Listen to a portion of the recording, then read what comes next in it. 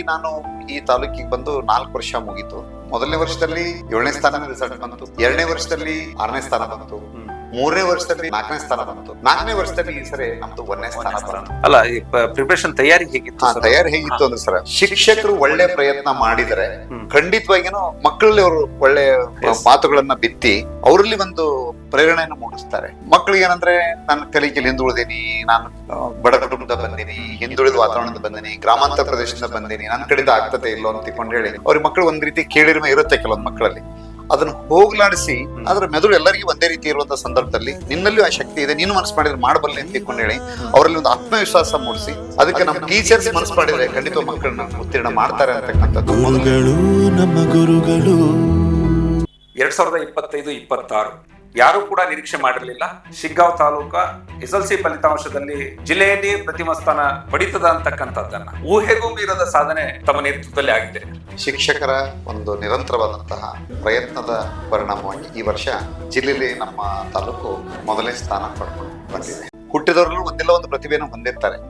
ಸಿಕ್ಕಂತ ಅವಕಾಶವನ್ನ ಸದುಪಯೋಗ ಮಾಡಿಕೊಳ್ಳದಂತ ವಾತಾವರಣದಿಂದಾಗಿ ಮಕ್ಕಳು ಕೆಲವೊಬ್ರು ಕಲಿಕೆಯಲ್ಲಿ ಹಿಂದುಳಿದಿರಬಹುದು.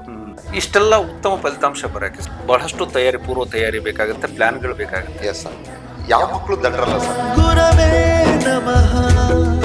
ಯಾಕಂತ ಹೇಳಿದ್ರೆ ಕಷ್ಟಗಳನ್ನ ಕೂಡ ನೋಡ್ಕೊಂಡು ತಾವು ಜೀವನ ಮಾಡಿದ್ದು ಸರ್. ಏನಿಲ್ಲ, ಆಕ್ಚುಯಲ್ ನಮ್ದು ಬಡ ಕುಟುಂಬ.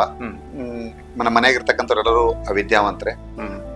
ನಿಜವಾಗಿಯೂ ನಾನು ಶಿಕ್ಷಣ ಕಲಿಯಲಿಕ್ಕೆ ನನ್ನ ಪ್ರೇರಣೆ ನಮ್ಮ ತಾಯಿ.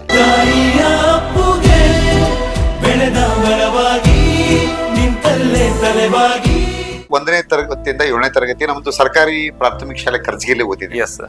ಮುಂದೆ 8ರಿಂದ 10ನೇ ತರಗತಿ ಸರ್ಕಾರಿ ಪ್ರೌಢಶಾಲೆ ಕರ್ಜಿಗೆಯಲ್ಲಿ ಓದಿದ್ವಿ, ಗೌರ್ಮೆಂಟ್ ಸ್ಕೂಲ್. ಆ ಸಂದರ್ಭದಲ್ಲಿ ತಾವು SLC ಓದುವಾಗ ಒಬ್ರು ತಮಗೆ ಪ್ರೇರಣೆ ಆಗಿ ಬರ್ತಾರೆ ವ್ಯಕ್ತಿ, ಸೊ ವಿಜಯ್ ಕುಮಾರ್ ಕುಲಕರ್ಣಿ ಅಂತ. ಸರ್, ನನ್ನ ವಿಚಾರ ಏನು ಅಂದ್ರೆ, ಒಬ್ಬ ವಿದ್ಯಾರ್ಥಿ ಜೀವನದಲ್ಲಿ ಪ್ರಭಾವ ಬೀರುವಂತವ್ರು ನನ್ನ ಪ್ರಕಾರ ತಂದೆ ತಾಯಿಗಳು ಪ್ರಭಾವ ಬೀರ್ತಾರೆ, ಜೊತೆಗೆ ಟೀಚರ್ಸ್ ಖಂಡಿತ ಪ್ರಭಾವ ಬೀರ್ತಾರೆ. ಅದ್ರ ಜೊತೆಗೆ ಒಬ್ಬ ಹುಡುಗ ತುಂಬಾ ಚೆನ್ನಾಗಿ ಬೆಳಿಬೇಕಾದ್ರೆ ಅವನ ಹಿಂದೆ ಬಹಳ ಪ್ರಭಾವ ಬೀರುವಂತ ವ್ಯಕ್ತಿಗಳಂದ್ರೆ ಫ್ರೆಂಡ್ಸ್ ಅಂತ ಹೇಳ್ಬೋದು. ನಿಜವಾಗಿಯೂ ನಾನು ಎಲ್ಲ ಕಡೆ ಒಂದಲ್ಲಿ ಹೇಳ್ತಿರ್ತೇನೆ, ಸ್ನೇಹಿತರು ಒಳ್ಳೆಯವ್ರು ಸಿಕ್ಕರೆ ಚೆನ್ನಾಗಿ ಬೆಳೀತಾರೆ ಅನ್ನೋ ಉದಾಹರಣೆ ನಾನೇ ಆಗಿದ್ದೀನಿ.